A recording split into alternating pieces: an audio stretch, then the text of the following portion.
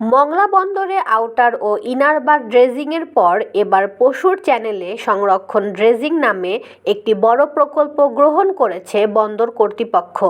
গত ৮ জানুয়ারি সভায় অনুমোদন হওয়া 10টি উন্নয়ন প্রকল্পের মধ্যে মংলা বন্দরের এ প্রকল্পটিও রয়েছে। প্রকল্পটির মোট ব্যয় ধরা হয়েছে ১,৫৩৮ কোটি ১৯ লাখ টাকা। ইতিমধ্যে বঙ্গোপসাগর মোহনা হিরন পয়েন্ট দিয়ে হারবাড়িয়া পর্যন্ত আউটবার ড্রেজিং সম্পন্ন হয়েছে, আর বর্তমানে ইনারবার ড্রেজিং চলমান। বর্তমানে বন্দর চ্যানেলের ইনারবার ড্রেজিং শেষ হলে ৯.৫০ মিটার থেকে ১০ মিটার ড্রাফটের জাহাজ মংলা বন্দর জেটিতে সরাসরি প্রবেশ করতে পারবে। আর বন্দরের চ্যানেলের ড্রাফট ধরে রাখতে পশুর চ্যানেলে সংরক্ষণ ড্রেজিং নামের এ প্রকল্পটি গ্রহণ করেছে কর্তৃপক্ষ।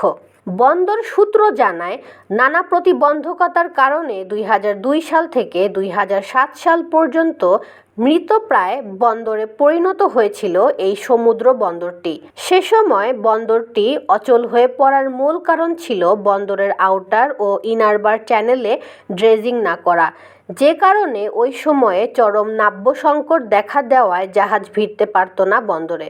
মাসের পর মাস জাহাজ শূন্য হয়ে অচলাবস্থা ছিল বন্দর জুড়ে।